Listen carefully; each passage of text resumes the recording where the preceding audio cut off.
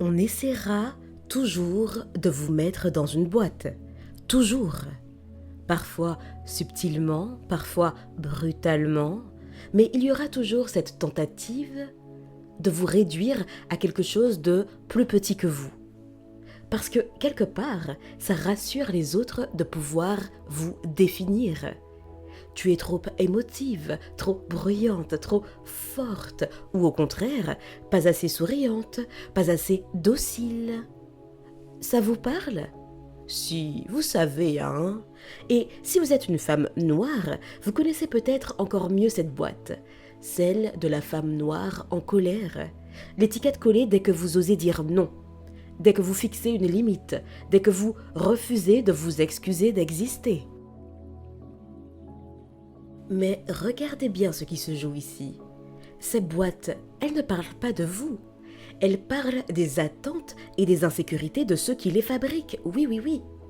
Parce qu'une personne libre, assumée, une personne qui s'assume, authentique, ça dérange, ça bouscule des repères, ça force à se regarder soi-même. Alors, pour éviter d'avoir à se remettre en question, on colle une étiquette. Et cette étiquette devient un moyen de contrôle social. Une manière de vous faire croire que pour être aimé, accepté, respecté, vous devez rentrer dans cette boîte. Vous voyez, le plus vicieux dans ces schémas, c'est que petit à petit, vous finissez par intérioriser l'étiquette, à croire que c'est vous le problème, à vous excuser d'exister. Vous finissez par arrondir les angles de votre personnalité pour rentrer dans le moule.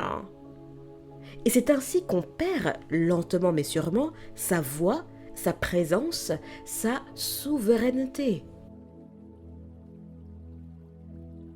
Cher ami, permettez-moi ce rappel. Vous n'avez pas été créé pour rentrer dans une boîte. Vous avez été créé pour exister pleinement, avec toute votre nuance, votre puissance, avec votre complexité. Les boîtes, c'est confortable pour les autres, mais c'est une prison pour vous. Il faut bien comprendre une chose, hein. Quand vous commencez à vivre en dehors des cases, les gens projettent. Ils projettent leur peur de l'inconnu, leur besoin de contrôle, leur vision limitée,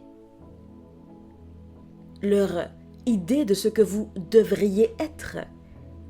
Et si vous ne faites pas attention, vous finissez par vous rétrécir pour rentrer dans ce moule.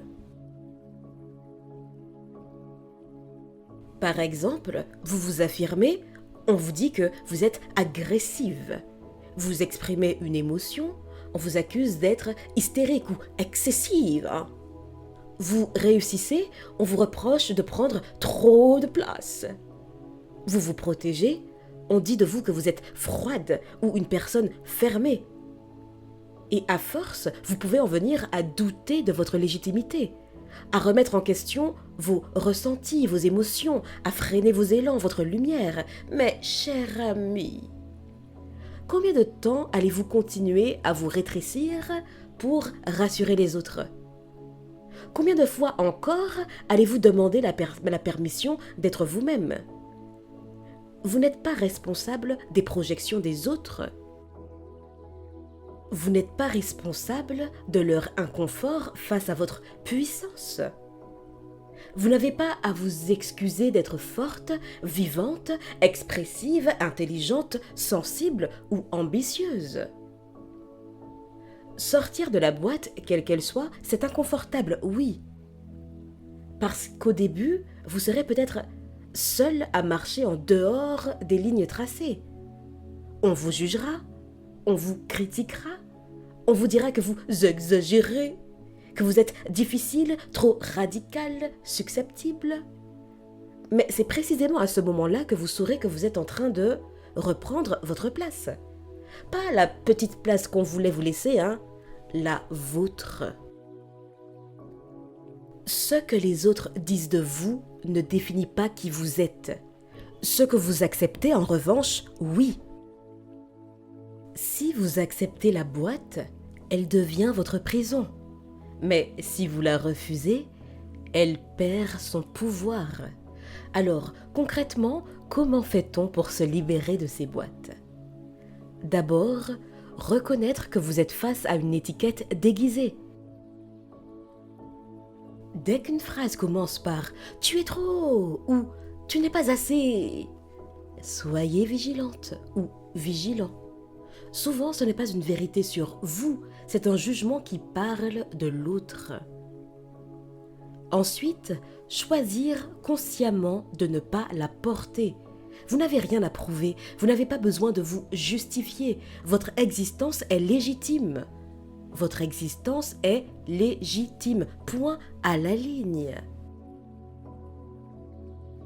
Troisièmement, réaffirmez votre identité. Ça peut passer par des phrases simples comme « Non, ce n'est pas ce que je suis. Je me connais mieux que vous. Je n'ai pas besoin de rentrer dans votre définition pour exister. » Et puis parfois, c'est un silence, un beau et simple silence. Et enfin, créez votre propre espace. Plus vous vous autorisez à être vous-même, plus les autres comprennent que vous ne jouerez pas leur jeu.